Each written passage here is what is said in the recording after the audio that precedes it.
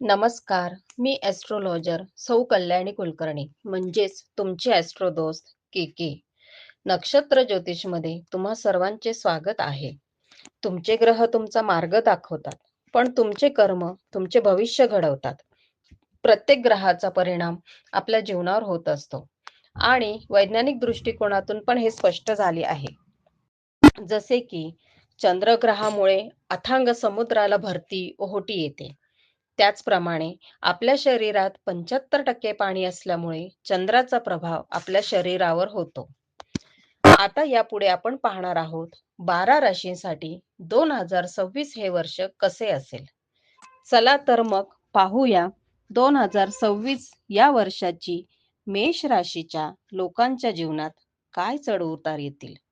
मेष राशी म्हणजेच अश्विनी नक्षत्राचे 4 चरण, भरण नक्षत्राचे 4 चरण आणि कृत्तिका नक्षत्राचे पहिलं चरण असे 9 चरण मिळून ही मेष राशी तयार होते. अश्विनी ते कृत्तिका पहिलं चरण असे 2.25 नक्षत्रातील ताऱ्यांनी बनलेली व आकाशात प्रत्यक्ष दिसणारी मेंढ्याची आकृती म्हणजेच मेष राशी आहे. मेष म्हणजे मेंढा. त्यामुळे अविचार, गतानुगतिक व धडक मारण्याची प्रवृत्ती, निकराची लढत देणे हे मेंढ्याच्या अंगातील नैसर्गिक गुण या राशीमध्ये आढळून येतात. मेष राशी ही नेहमी एक आकड्याने दर्शवली जाते. ही अग्नितत्वाची आणि पुरुष राशी असल्यामुळे धाडस, साहस, अहंकार, घमेंड, प्रेम, शौर्य, धैर्य, निर्भयता, कर्तृत्व, काटकपणा, दुसऱ्यावर हुकूमत चालवण्याची आवड, अधिकार लालसा हे सगळे गुण या राशीमध्ये आढळून येतात. सडेतोड बोलणे, त्यामुळे आपल्या बोलण्याने समोरच्याला दुखवणे हे गुण मेष राशीमध्ये आढळून येतात. मेष राशीचे लोक कुठलाही विचार न करता डायरेक्ट कृती करण्याकडे त्यांचा कल असतो. त्यामुळे त्यांना काही वेळेस काही गोष्टींना सामोरे जावे लागते.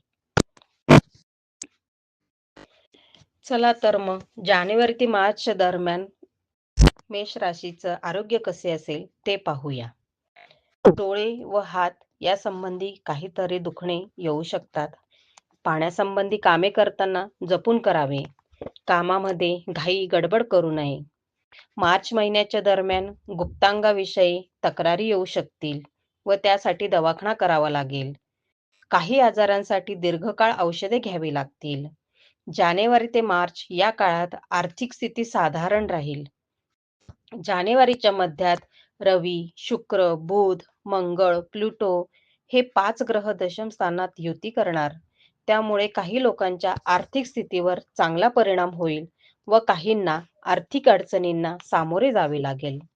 नोकरदार वर्गांसाठी बरा राहील काळ हा, पण व्यावसायिकांसाठी या काळात जरा चढ उतार येतील. विशेषतः जे कॉस्मेटिक लाईनमध्ये असतील किंवा कला क्षेत्राशी निगडीत असतील यांना हा काळ फारसा योग्य नाही. खर्चावर नियंत्रण ठेवणे गरजेचे आहे. साधारण मार्चच्या दरम्यान अनावश्यक खर्च होतील. चैनीच्या गोष्टींवर खर्च कराल. विद्यार्थ्यांसाठी चांगला काळ आहे. स्पर्धा परीक्षांमध्ये यश मिळण्याची शक्यता आहे. नोकरीमध्ये अधिकार पद मिळू शकते, पण त्या अधिकाराचा योग्य वापर करावा, नाहीतर हाताखालचे लोक द्वेष करतील. खेळाडूंसाठी चांगला काळ आहे. कौटुंबिक सौख्य चांगले राहील. तृतीयस्थ गुरुमुळे भावंडांकडून मान, सन्मान, प्रेम मिळेल. संतती सौख्य साधारण राहील. मार्च महिन्याच्या दरम्यान संततीविषयी चिंता निर्माण होईल.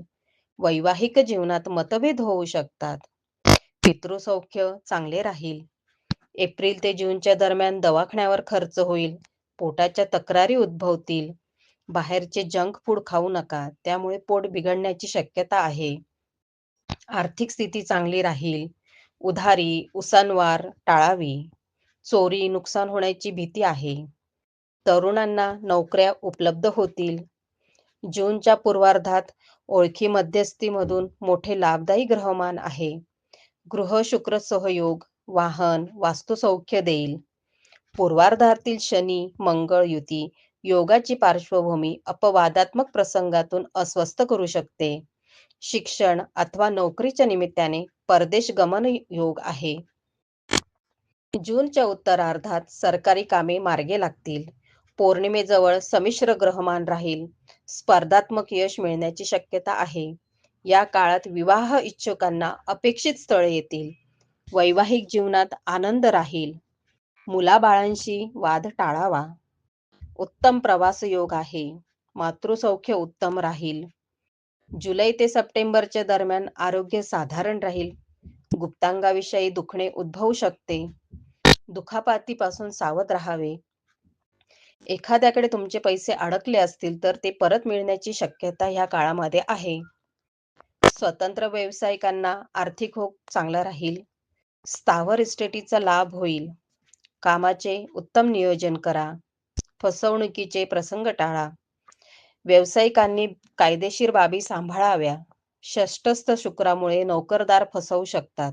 त्यामुळे अडचणी निर्माण होऊ शकतील. जुलै-ऑगस्टच्या दरम्यान वैवाहिक जीवनात मतभेद राहील. सप्टेंबरच्या काळात वैवाहिक जीवन चांगले राहील. विवाह इच्छुकांना स्थळे येतील. संतती सौख्य चांगले राहील. ऑक्टोबर ते डिसेंबरच्या दरम्यान आरोग्य साधारण राहील. किरकोळ दुखणे उद्भवू शकतात.